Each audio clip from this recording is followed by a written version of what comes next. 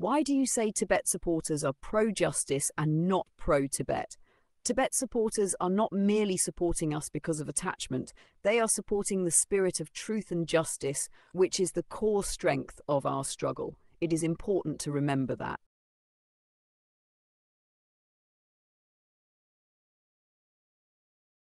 你为什么说支持西藏的人是支持正义，而不仅仅是支持西藏？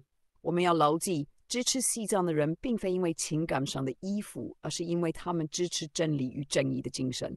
这种精神正是我们斗争的核心力量。